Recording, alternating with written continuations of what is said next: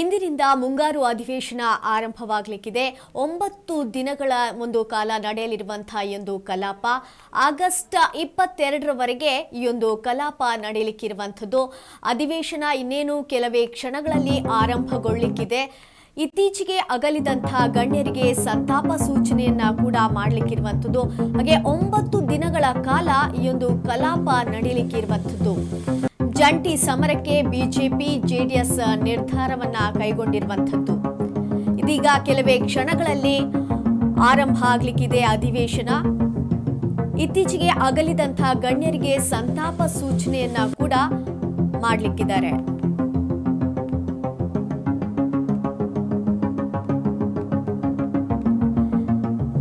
ಚಿನ್ನಸ್ವಾಮಿ ಕಾಲ್ತುಳಿತ ದುರಂತ, ಹಾಗೆ ಧರ್ಮಸ್ಥಳ ಪ್ರಕರಣ, ರಸಗೊಬ್ಬರ ಕೊರತೆ, ಹೀಗೆ ಹಲವು ವಿಚಾರ ಪ್ರಸ್ತಾಪಕ್ಕೆ ಸಿದ್ಧತೆಯನ್ನ ಕೂಡ ಮಾಡಿಕೊಳ್ಳಲಾಗಿದೆ.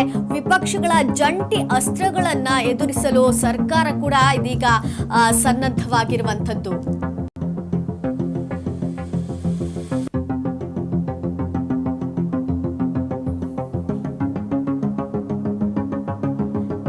ಇಂದಿನಿಂದ ವಿಧಾನಮಂಡಲದ ಅಧಿವೇಶನ ಪ್ರಾರಂಭವಾಗಲಿದೆ. ಸರ್ಕಾರ ವರ್ಸಸ್ ವಿಪಕ್ಷಗಳ ನಡುವೆ ಮಹಾಕದನಕ್ಕೆ ಅಧಿವೇಶನ ವೇದಿಕೆಯಾಗುವಂತಹ ಸಾಧ್ಯತೆ ಇದೆ. ಆಗಸ್ಟ್ 22ರವರೆಗೆ ನಡೆಯಲಿರುವಂತಹ ಈ ಒಂದು ಅಧಿವೇಶನ ವಿಪಕ್ಷಗಳಿಗೆ ಸರ್ಕಾರವನ್ನ ಕಟ್ಟಿಹಾಕಲು ಸಾಲು ಸಾಲು ಅಸ್ತ್ರಗಳಿವೆ. ಸರ್ಕಾರದ ವೈಫಲ್ಯಗಳನ್ನ ಬಿಚ್ಚಿಟ್ಟು ಸರ್ಕಾರವನ್ನ ಎಕ್ಸ್ಪೋಸ್ ಮಾಡಲು ವಿಪಕ್ಷಗಳು ಸಿದ್ಧತೆಯನ್ನ ನಡೆಸಿದೆ.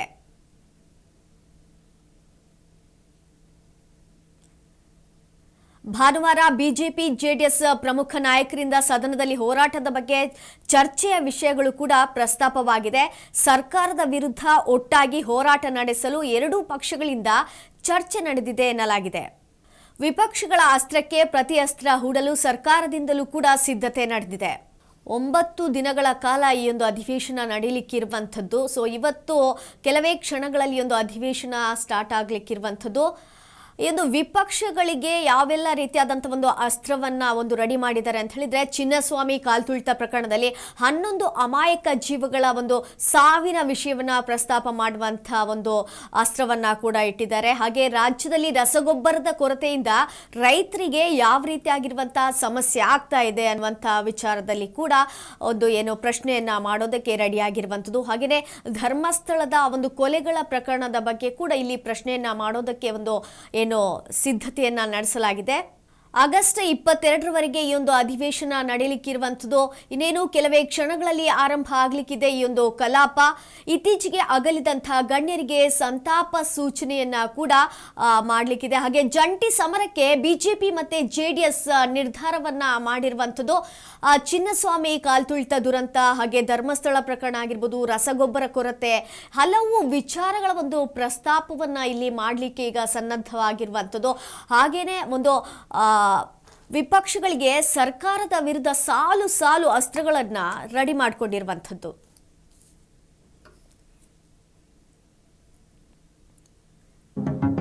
ಈಗ ಕೆಲವೇ ಕ್ಷಣಗಳಲ್ಲಿ ಆರಂಭ ಆಗಲಿರುವಂತಹ ಕಲಾಪ 9 ದಿನಗಳ ಕಾಲ ಈ ಒಂದು ಅಧಿವೇಶನ ನಡೆಯಲಿಕ್ಕಿರುವಂಥದ್ದು. ಜಂಟಿ ಸಮರಕ್ಕೆ ಬಿಜೆಪಿ ಮತ್ತೆ ಜೆಡಿಎಸ್ ಎರಡೂ ಕೂಡ ನಿರ್ಧಾರವನ್ನ ಕೈಗೊಂಡಿರುವಂಥದ್ದು.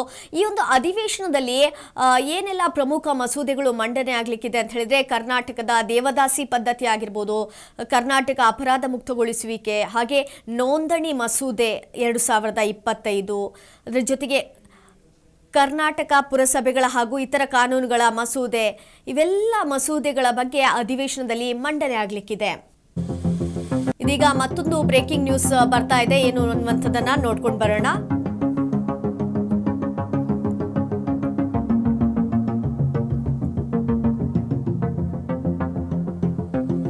ಆಗಸ್ಟ್ 22ರವರೆಗೆ ನಡೆಯಲಿಕ್ಕಿರುವಂತಹ ಅಧಿವೇಶನ, ಒಟ್ಟು 9 ದಿನಗಳ ಕಾಲ ಈ ಒಂದು ಅಧಿವೇಶನ ನಡೆಯಲಿಕ್ಕಿರುವಂಥದ್ದು. ಇನ್ನೇನು ಕೆಲವೇ ಕ್ಷಣಗಳಲ್ಲಿ ಈ ಒಂದು ಅಧಿವೇಶನ ಆರಂಭ ಆಗಲಿಕ್ಕಿರುವಂಥದ್ದು. ಇತ್ತೀಚೆಗೆ ಅಗಲಿದಂತಹ ಗಣ್ಯರಿಗೆ ಸಂತಾಪ ಸೂಚನೆಯನ್ನ ಕೂಡ ಮಾಡಲಿಕ್ಕಿದೆ. ಈ ಒಂದು ವಿಧಾನಮಂಡಲದ ಅಧಿವೇಶನ ಇನ್ನೇನು ಕೆಲವೇ ಕ್ಷಣಗಳಲ್ಲಿ ಆರಂಭ ಆಗಲಿಕ್ಕಿದೆ. ಸರ್ಕಾರ ವರ್ಸಸ್ ವಿಪಕ್ಷಗಳ ನಡುವೆ ಮಹಾ ಕದನಕ್ಕೆ ಅಧಿವೇಶನ ವೇದಿಕೆಯಾಗುವಂತಹ ಸಾಧ್ಯತೆ ಕೂಡ ಇದೆ. ಸರ್ಕಾರದ ವೈಫಲ್ಯಗಳನ್ನ ಬಿಚ್ಚಿಟ್ಟು ಸರ್ಕಾರವನ್ನ ಎಕ್ಸ್ಪೋಸ್ ಮಾಡಲು ವಿಪಕ್ಷಗಳ ಒಂದು ಭಾರಿ ಸಿದ್ಧತೆಯನ್ನ ಕೂಡ ಮಾಡಿಕೊಂಡಿರುವಂತದ್ದು.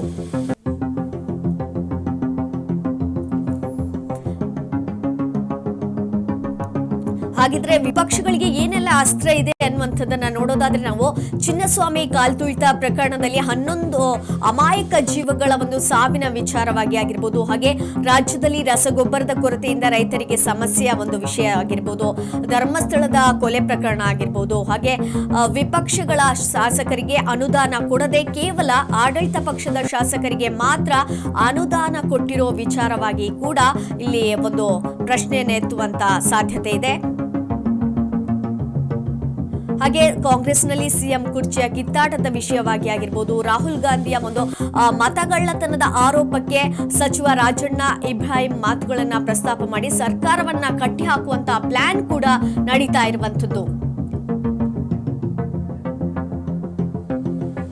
ಸೊ 9 ದಿನಗಳ ಕಾಲ ಈ ಒಂದು ಮುಂಗಾರು ಅಧಿವೇಶನ ನಡೆಯಲಿಕ್ಕಿರುವಂತದ್ದು. ಇಂದಿನಿಂದ 22ನೇ ತಾರೀಕಿನವರೆಗೆ ಈ ಒಂದು ಅಧಿವೇಶನ ಆರಂಭ ಆಗುತ್ತೆ. ಇನ್ನೇನು ಕೆಲವೇ ಕ್ಷಣಗಳಲ್ಲಿ ಈ ಒಂದು ಅಧಿವೇಶನ ಆರಂಭಗೊಳ್ಳಿಕ್ಕಿದೆ.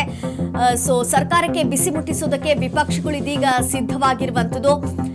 ಇಂದು ವಿಧಾನಸೌಧದಲ್ಲಿ ಸಾಲು ಪ್ರತಿಭಟನೆಗಳು ಕೂಡ ನಡೀಲಿಕ್ಕಿರುವಂತದ್ದು. ಇಂದು ಚಿನ್ನಸ್ವಾಮಿ ಸ್ಟೇಡಿಯಂನಲ್ಲಿ ಕಾಲ್ತುಳಿತ ಪ್ರಕರಣ ಆಗಿರ್ಬೋದು, ಅಥವಾ ಒಂದು ರಸಗೊಬ್ಬರ ಕೊರತೆ ಆಗಿರ್ಬೋದು, ಧರ್ಮಸ್ಥಳದ ಪ್ರಕರಣ ಆಗಿರ್ಬೋದು, ಹೀಗೆ ಸಾಕಷ್ಟು ವಿಚಾರವಾಗಿ ಅಸ್ತ್ರವನ್ನ ಮಾಡಿಕೊಂಡಿವೆ. ಸೊ ಭಾನುವಾರ ಬಿಜೆಪಿ ಮತ್ತೆ ಜೆಡಿಎಸ್ ಪ್ರಮುಖ ನಾಯಕರಿಂದ ಸದನದಲ್ಲಿ ಹೋರಾಟದ ಬಗ್ಗೆ ಚರ್ಚೆ ವಿಷಯಗಳ ಬಗ್ಗೆ ಕೂಡ ಒಂದು ಪ್ರಸ್ತಾಪ ಆಗಿರುವಂತದ್ದು. ಚಿನ್ನಸ್ವಾಮಿ ಕಾಲ್ತುಳಿತ ದುರಂತಕ್ಕೆ ಒಂದು ಸರ್ಕಾರವೇ ನೈತಿಕ ಹೊಣೆಯನ್ನ ಹೊರಬೇಕೆಂದು ಆಗ್ರಹವನ್ನ ಮಾಡಲಿಕ್ಕೆ ಕೂಡ ಇದ್ದಾರೆ.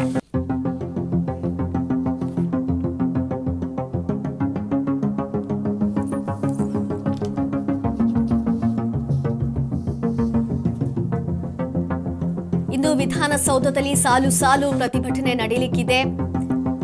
ಚಿನ್ನಸ್ವಾಮಿ ಸ್ಟೇಡಿಯಂ ಕಾಲ್ತುಳಿತ ಒಂದು ಪ್ರಕರಣ ಖಂಡಿಸಿ ಬಿಜೆಪಿ ಮತ್ತು ಜೆಡಿಎಸ್ ಪ್ರತಿಭಟನೆಯನ್ನ ಮಾಡಲಿಕ್ಕೆ ತಯಾರಾಗಿರುವಂತದ್ದು.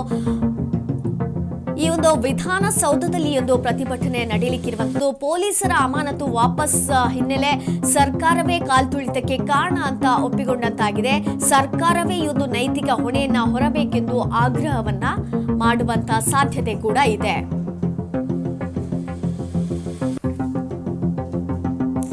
ಒಟ್ಟು 11 ದಿನಗಳ ಕಾಲ ಮುಂಗಾರು ಅಧಿವೇಶನ ನಡೆಯಲಿಕ್ಕಿರುವಂತದ್ದು. ಇಂದಿನಿಂದ ಆಗಸ್ಟ್ 22ರವರೆಗೆ ಒಂದು ಮುಂಗಾರು ಅಧಿವೇಶನ ನಡೆಯಲಿಕ್ಕಿರುವಂತದ್ದು.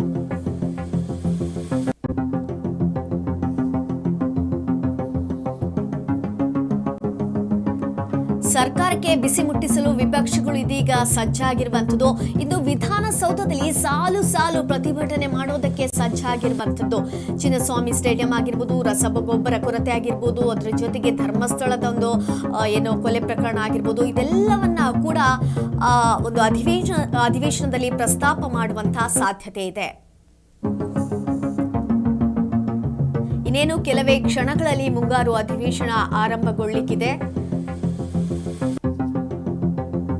9 ದಿನಗಳ ಕಾಲ ಈ ಒಂದು ಅಧಿವೇಶನ ನಡೆಯಲಿಕ್ಕಿರುವಂತದ್ದು.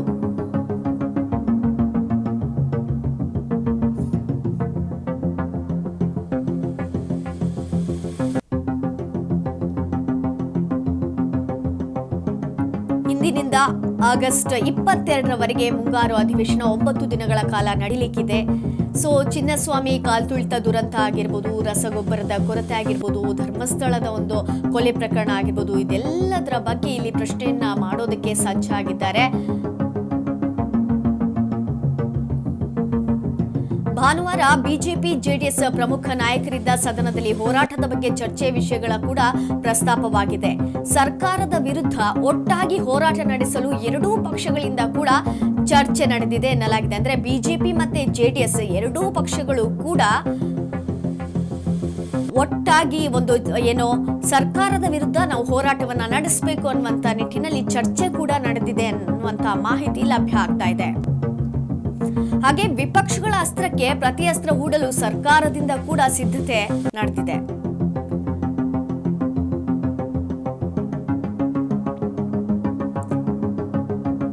ಹಾಗಿದ್ರೆ ವಿಪಕ್ಷಗಳಿಗೆ ಯಾವುದೆಲ್ಲ ಒಂದು ಅಸ್ತ್ರಗಳಿದೆ, ಏನೆಲ್ಲ ಅಸ್ತ್ರಗಳನ್ನ ಅವರಲ್ಲಿ ಹೇಳೋದಕ್ಕೆ ರೆಡಿ ಆಗಿದ್ದಾರೆ ಅನ್ನುವಂಥದ್ದನ್ನ ನೋಡ್ತಾ ಹೋಗೋದಾದ್ರೆ, ಚಿನ್ನಸ್ವಾಮಿ ಕಾಲ್ತುಳಿತ ಪ್ರಕರಣದಲ್ಲಿ 11 ಅಮಾಯಕ ಜೀವಗಳ ಸಾವಿನ ಕುರಿತಾಗಿ ಅಲ್ಲಿ ಒಂದು ಏನು ಪ್ರಶ್ನೆಯನ್ನ ಮಾಡಲಿಕ್ಕಿದ್ದಾರೆ. ಹಾಗೆ ರಾಜ್ಯದಲ್ಲಿ ರಸಗೊಬ್ಬರದ ಕೊರತೆಯಿಂದ ರೈತರಿಗೆ ಏನೆಲ್ಲ ಸಮಸ್ಯೆ ಆಗ್ತಾ ಇದೆ ಅದರ ವಿಚಾರವಾಗಿ ಆಗಿರ್ಬೋದು, ಹಾಗೆ ಧರ್ಮಸ್ಥಳದ ಕೊಲೆಗಳ ಪ್ರಕರಣ ಅದರ ಬಗ್ಗೆ ಕೂಡ ಒಂದು ಪ್ರಶ್ನೆಯನ್ನು ಹಾಕ್ಲಿಕ್ಕಿದ್ದಾರೆ.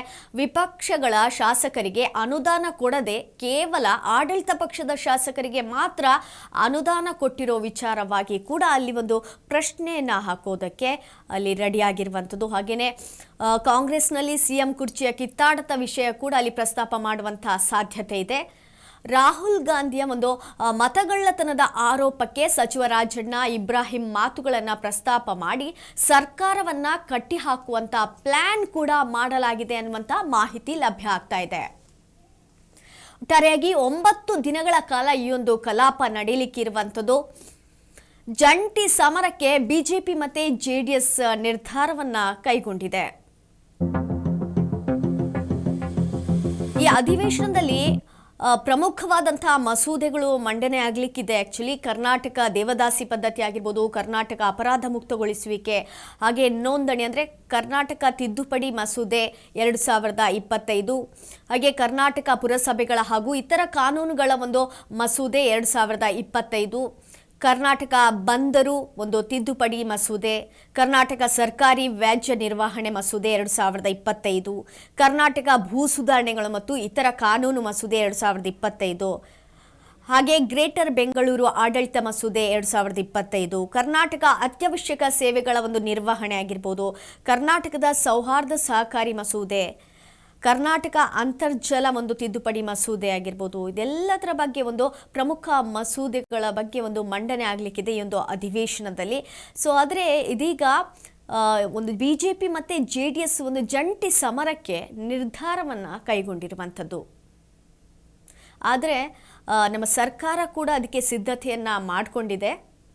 ಆಗಸ್ಟ್ 22ರವರೆಗೆ ಮುಂಗಾರು ಅಧಿವೇಶನ ನಡೀಲಿಕ್ಕಿದೆ. ಸೊ 9 ದಿನಗಳ ಕಾಲ ಈ ಒಂದು ಅಧಿವೇಶನ ನಡೆಯಲಿಕ್ಕಿರುವಂಥದ್ದು. ಇನ್ನೇನು ಕೆಲವೇ ಕ್ಷಣಗಳಲ್ಲಿ ಒಂದು ಅಧಿವೇಶನ ಆರಂಭ ಆಗಲಿಕ್ಕಿದೆ. ಆದರೆ ಜಂಟಿ ಸಮರಕ್ಕೆ ಬಿಜೆಪಿ ಮತ್ತು JDS ಎರಡೂ ಕೂಡ ನಿರ್ಧಾರವನ್ನು ಮಾಡಿದೆ. ಅದರಲ್ಲಿ ಚಿನ್ನಸ್ವಾಮಿ ಕಾಲ್ತುಳಿತ ದುರಂತ ಆಗಿರ್ಬೋದು, ಧರ್ಮಸ್ಥಳದ ಒಂದು ಪ್ರಕರಣ ಆಗಿರ್ಬೋದು, ರಸಗೊಬ್ಬರ ಕೊರತೆ, ಹೀಗೆ ಹಲವು ವಿಚಾರದ ಒಂದು ಪ್ರಸ್ತಾಪಕ್ಕೆ ಸಿದ್ಧತೆಯನ್ನು ಮಾಡಿಕೊಂಡಿರುವಂಥದ್ದು. ಹಾಗೆ ವಿಪಕ್ಷಗಳ ಜಂಟಿ ಅಸ್ತ್ರಗಳನ್ನು ಎದುರಿಸಲು ಸರ್ಕಾರ ಕೂಡ ಸಿದ್ಧತೆಯನ್ನ ಮಾಡಿಕೊಂಡಿದೆ.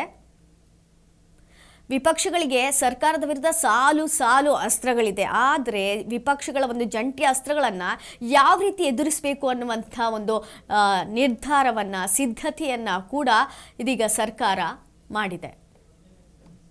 ಈಗ ಕೆಲವೇ ಕ್ಷಣಗಳಲ್ಲಿ ಆರಂಭ ಆಗಲಿಕ್ಕಿದೆ ಒಂದು ಮುಂಗಾರು ಅಧಿವೇಶನ. ಒಟ್ಟು 9 ದಿನಗಳ ಕಾಲ ಈ ಒಂದು ಅಧಿವೇಶನ ನಡೀಲಿಕ್ಕಿದೆ.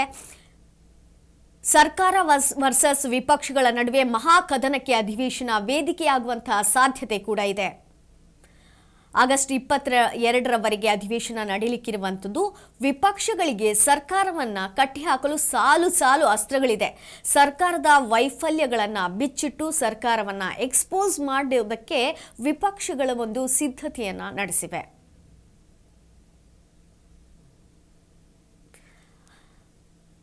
ಭಾನುವಾರ ಅಂದರೆ ನಿನ್ನೆ ಬಿಜೆಪಿ ಮತ್ತು JDS ಪ್ರಮುಖ ನಾಯಕರಿಂದ ಸದನದಲ್ಲಿ ಹೋರಾಟದ ಬಗ್ಗೆ ಚರ್ಚೆಯ ವಿಷಯಗಳ ಒಂದು ಪ್ರಸ್ತಾಪ ಕೂಡ ಆಗಿರುವಂಥದ್ದು.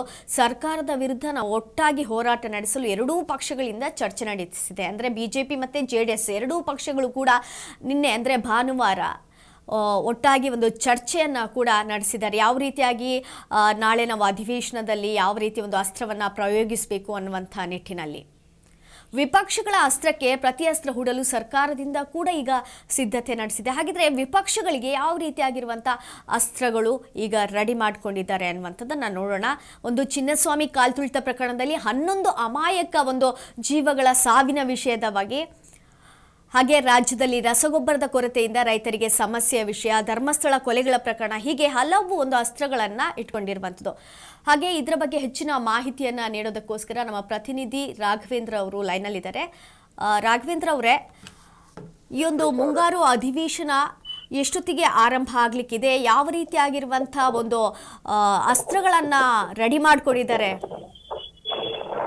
ಈ ಬಾರಿಯ ಅಧಿವೇಶನ ವಿಶೇಷವಾಗಿ ಬಹಳ ಪ್ರಾಮುಖ್ಯತೆಯನ್ನ ಪಡೆದುಕೊಂಡಿದೆ ರೂಪಾ ಅವರೇ. ಯಾಕೆಂದ್ರೆ ಸರ್ಕಾರದ ನಡೆಗಳನ್ನ ಪ್ರಶ್ನಿಸಲು ವಿರೋಧ ಪಕ್ಷಗಳ ಬತ್ತಳಿಕೆಯಲ್ಲಿ ಬಾಣಗಳು ಏನಿದೆಯಲ್ಲ ಅದು ತುಂಬಾ ಅಸ್ತ್ರಗಳನ್ನ ಇಟ್ಕೊಂಡಿದ್ದಾವೆ ವಿರೋಧ ಪಕ್ಷಗಳು.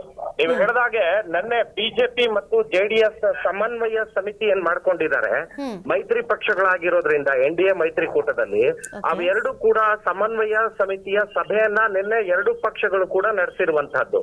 ನಡೆಸಿ ಸರ್ಕಾರದಲ್ಲಿ ಅಧಿವೇಶನದಲ್ಲಿ ಸರ್ಕಾರವನ್ನ ಯಾವ ರೀತಿ ನಾವು ಕಟ್ಟಿ ಹಾಕಬೇಕು, ಮತ್ತೆ ಜನರ ಮುಂದೆ ಸರ್ಕಾರದ ಈ ಒಂದು ಲೋಪಗಳನ್ನ ಯಾವ ರೀತಿ ಎತ್ತಿ ತೋರಿಸಬೇಕು, ಮತ್ತೆ ಸರ್ಕಾರ ರಾಜ್ಯ ಸರ್ಕಾರ ಎಡವಿದ್ದೆಲ್ಲಿ ಅನ್ನುವಂತಹ ಹಲವಾರು ಪ್ರಶ್ನೆಗಳಿಗೆ ಸಮನ್ವಯ ಸಮಿತಿಯ ಸಭೆಯನ್ನು ನಡೆಯಿತು. ಅದರಲ್ಲಿ ಚರ್ಚೆ ಮಾಡಲಾಗಿದೆ.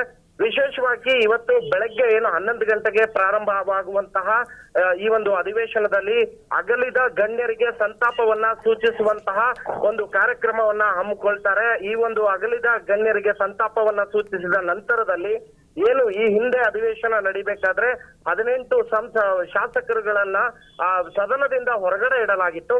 ಅವರುಗಳನ್ನ ಮತ್ತೆ ಮೇ 25ರಿಂದ ಜಾರಿಗೆ ಬರುವಂತೆ ಅವರನ್ನ ಆ ಒಂದು ಆದೇಶವನ್ನ ಹಿಂಪಡೆಯಲಾಗುತ್ತೆ. ತದನಂತರದಲ್ಲಿ ಈ ವಿರೋಧ ಪಕ್ಷಗಳು ಏನಿದೆ, ಪ್ರಮುಖವಾಗಿ ರಾಜ್ಯ ಸರ್ಕಾರದ ಅಸ್ತ್ರಗಳು ಏನಂತಂದ್ರೆ, ಇತ್ತೀಚೆಗೆ ನಡೆದಂತಹ ಏನು ಚಿನ್ನಸ್ವಾಮಿ ಸ್ಟೇಡಿಯಂನಲ್ಲಿ RCB ವಿಜಯೋತ್ಸವದ ಸಂದರ್ಭದಲ್ಲಿ 11 ಜನ ಅಮಾಯಕರ ಪ್ರಾಣ ಹೋಗ್ಲಿಕ್ಕೆ ಏನು ಸರ್ಕಾರ ಇಂಡೈರೆಕ್ಟ್ ಆಗಿ ಕಾರಣ ಆಯಿತು ಅನ್ನುವಂತಹ ಆರೋಪ ಸರ್ಕಾರ. ಯಾಕೆಂದ್ರೆ ವಿಧಾನಸೌಧದ ಮುಂಭಾಗದಲ್ಲಿ ನಡೆದಂತಹ RCBಯ ವಿಜಯೋತ್ಸವದಲ್ಲಿ ಸರ್ಕಾರಕ್ಕೆ ನಾಚಿಕೆ ಆಗುವಂತಹ ಸನ್ನಿವೇಶಗಳು ನಡೆದು ಹೋಯಿತು. ವಿಧಾನಸೌಧದ ಪಾರಂಪರಿಕ ಕಟ್ಟಡ ಅದು ವಿಧಾನಸೌಧ. ಅಲ್ಲಿ ಈ ಒಂದು RCBಯ ವಿಜಯೋತ್ಸವವನ್ನ ನಡೆಸುವ ಸಂದರ್ಭದಲ್ಲಿ ಏನಾಯ್ತು, MLAಗಳು, ಸಚಿವರುಗಳು ಅವರ ರಿಲೇಟಿವ್ಗಳನ್ನ, ಅವರ ಮಕ್ಕಳನ್ನ, ಅವರ ಮೊಮ್ಮಕ್ಕಳುಗಳನ್ನ ಕರೆದುಕೊಂಡು ಬಂದು ಒಂದ್ ರೀತಿ ಮನೆಯ ಕಾರ್ಯಕ್ರಮದ ತರದಲ್ಲಿ ಈ ಒಂದು ಕಾರ್ಯಕ್ರಮವನ್ನ ಮಾಡ್ಲಿಕ್ಕೆ ಹೋದ್ರು. ಮತ್ತೆ ಈ RCBಯ ಫ್ಯಾನ್ಸ್ ನ ಸರ್ಕಾರದ ಮಟ್ಟದಲ್ಲಿ ಎನ್ಕ್ಯಾಶ್ ಮಾಡ್ಲಿಕ್ಕೆ, ರಾಜಕೀಯವಾಗಿ ಅದನ್ನ ಎನ್ಕ್ಯಾಶ್ ಮಾಡ್ಲಿಕ್ಕೆ ಸರ್ಕಾರ ಮುಂದಾಯಿತು ಅನ್ನುವಂತಹ ಆರೋಪ ಸರ್ಕಾರದ ಮೇಲೆ ಬಂತು.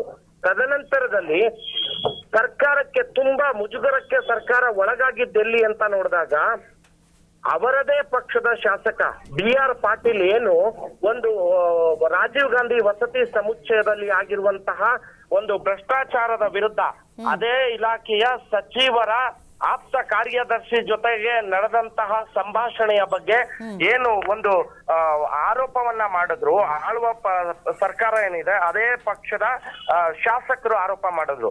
ಅದು ಸರ್ಕಾರದ ಮಟ್ಟದಲ್ಲಿ ಅಷ್ಟೇ ಅಲ್ಲ ರೂಪಾ ಅವರೇ, ಭಾರತದ ರಾಜಕಾರಣದ ಮೇಲೆ ಎಫೆಕ್ಟ್ ಆಯ್ತು. ಅಂದ್ರೆ ರಾಷ್ಟ್ರೀಯ ಮಟ್ಟದಲ್ಲಿ ಕಾಂಗ್ರೆಸ್ ಅನ್ನ ಪ್ರಶ್ನೆ ಮಾಡುವ ಹಂತಕ್ಕೆ ವಿರೋಧ ಪಕ್ಷ ಬಿಜೆಪಿ ಹೊರಟಿತ್ತು, NDA ಹೊರಟಿತ್ತು ಅಂತ. ಹೀಗಾಗಿ ಈ ಪ್ರಕರಣಗಳ ಜೊತೆಗೆ ಸರ್ಕಾರದ ಎಡವಟ್ಟುಗಳ ಮೇಲೆ ಎಡವಟ್ಟುಗಳು ನಡೀತು. ಒಂದು ಕಡೆ ವಿಜಯನಗರದಲ್ಲಿ ಸರ್ಕಾರದ ಪಂಚ ಗ್ಯಾರಂಟಿಗಳೇನು ಸರ್ಕಾರ ಕೊಟ್ಟಿದೆ, ಆ ಒಂದು ಗ್ಯಾರಂಟಿಗಳಿಗೆ ಸಂಬಂಧಪಟ್ಟ ಹಾಗೆ ಸರ್ಕಾರ ತನ್ನ ಬೆನ್ನನ್ನ ತಾನು ತಟ್ಟಿಕೊಳ್ಳುವ ಪ್ರಯತ್ನವನ್ನ ಮಾಡ್ತು. ಸಾಧನಾ ಸಮಾವೇಶವನ್ನ ವಿಜಯನಗರದಲ್ಲಿ ಹಮ್ಮಿಕೊಳ್ತು. ಸಾಧನಾ ಸಮಾವೇಶವನ್ನ ಮಾಡುವ ಮೂಲಕ ರಾಹುಲ್ ಗಾಂಧಿ ಅವರನ್ನ ಅಲ್ಲಿ ಕರೆತರುವ ಮೂಲಕ ಸರ್ಕಾರದ ಸಾಧನೆಯನ್ನ ಜನರ ಮುಂದೆ ಇಡುವ ಪ್ರಯತ್ನವನ್ನ ಮಾಡ್ತು. ಆದ್ರೆ ಸರ್ಕಾರ ತನ್ನ ಸಾಧನೆಯನ್ನ ಜನರ ಮುಂದೆ ಇಡ್ಲಿಕ್ಕೆ ಏನು ಪ್ರಯತ್ನ ಪಡ್ತು, ಏನು ಖರ್ಚು ವೆಚ್ಚಗಳನ್ನ ಮಾಡ್ತು, ಅಷ್ಟೇ ಕಾಳಜಿಯನ್ನ ಯಾವುದೇ ಅಭಿವೃದ್ಧಿ ವಿಚಾರದಲ್ಲಿ ತೋರಿಸಿಲ್ಲ ಅನ್ನುವಂತಹ ಆರೋಪ ವಿರೋಧ ಪಕ್ಷದ್ದಾಗಿದೆ.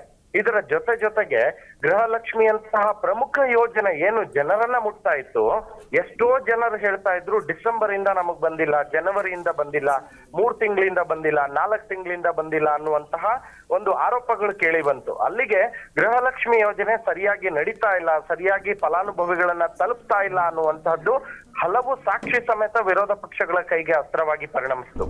ಅದರ ಜೊತೆನಲ್ಲಿ ಯಾವಾಗ ಕಾಲ್ತುಳಿತ ಪ್ರಕರಣದಲ್ಲಿ ಸರ್ಕಾರಕ್ಕೆ ಮುಜುಗರ ಆಯ್ತು, ಸರ್ಕಾರದ ತಪ್ಪು ಎದ್ದು ಕಾಣಿಸ್ತು, ಆ ಸಂದರ್ಭದಲ್ಲಿ ಹೈಕಮಾಂಡ್ ಬುಲಾವನ್ನ ಕೊಡ್ತು ಕಾಂಗ್ರೆಸ್ಗೆ. ಬುಲಾವನ್ನ ಕೊಟ್ಟು ರಾಜ್ಯದ ಮುಖ್ಯಮಂತ್ರಿ ಹಾಗೂ ಉಪಮುಖ್ಯಮಂತ್ರಿಗಳನ್ನ ಕರೆಸ್ಕೊಂಡು ಜಾತಿ ಗಣತಿಯ ವಿಚಾರವನ್ನ ಪ್ರಸ್ತಾಪ ಮಾಡುತ್ತೆ ಸರ್ಕಾರದ ಮುಂದೆ. ಕರ್ನಾಟಕದ ಸರ್ಕಾರಕ್ಕೆ ಜಾತಿ ಗಣತಿಯ ಪ್ರಸ್ತಾಪವನ್ನ AICC ಹೈಕಮಾಂಡ್ ಮಟ್ಟದಲ್ಲಿ ಮುಂದಿಡುತ್ತೆ. ಅದರಲ್ಲೂ ಕೂಡ ಏನಾಗುತ್ತೆ, ಆಗ್ಲೂ ಕೂಡ ಸರ್ಕಾರ ಕಾಲ್ತುಳಿತದ ಪ್ರಕರಣದಿಂದ ತಪ್ಪಿಸ್ಕೊಳ್ಳಿಕ್ಕೆ ಮಾಡೋದಕ್ಕೆ ಜಾತಿ ಗಣತಿಯನ್ನ ಮುಂದಿಡ್ತು. ಆದ್ರೆ ಜಾತಿ ಗಣತಿ ವಿಚಾರಕ್ಕೆ ಸಂಬಂಧಪಟ್ಟ ಹಾಗೆ ಕೂಡ ಹಲವಾರು ಲೋಪಗಳು ಬಂತು. ಸರಿಯಾದ ರೀತಿಯಲ್ಲಿ ಜಾತಿ ಗಣತಿ ನಡೆದಿಲ್ಲ. ಯಾರ್ದೋ ಗಾಡಿಗೆ ಸ್ಟಿಕ್ಕರ್ ಅಂಟಿಸಿ ಹೋಗಿದ್ದಾರೆ, ಯಾರ್ದೋ ಕಾರ್ ಸ್ಟಿಕ್ಕರ್ ಅಂಟಿಸಿ ಹೋಗಿದ್ದಾರೆ, ಯಾವ್ದೋ ಗೋಡೆಗಳಿಗೆ, ಪಬ್ಲಿಕ್ ಪ್ರಾಪರ್ಟಿ ಗೋಡೆಗಳಿಗೆ ಸ್ಟಿಕ್ಕರ್ ಗಳನ್ನ ಅಂಟಿಸಿ ನಾವು ಗಣತಿಯನ್ನ ಮಾಡಿದೀವಿ ಅನ್ನೋ ರೀತಿಯಲ್ಲಿ ಬಿಂಬಿಸ್ಕೊಂಡ್ರು.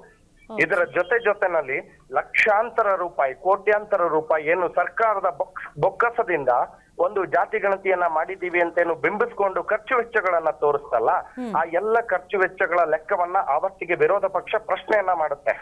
ಮೈಸೂರಿನಲ್ಲಿ ವಿರೋಧ ಪಕ್ಷದ ನಾಯಕ ವಿಶ್ವನಾಥ್ ಅವರು ಪ್ರೆಸ್ ಮೀಟ್ ಅನ್ನ ಮಾಡ್ತಾರೆ. ಪ್ರೆಸ್ ಮೀಟ್ ಅನ್ನ ಮಾಡಿ ಸರ್ಕಾರವನ್ನ ಇಂಚಾಗೂ ಕೂಡ ಪ್ರಶ್ನೆ ಮಾಡ್ತಾರೆ.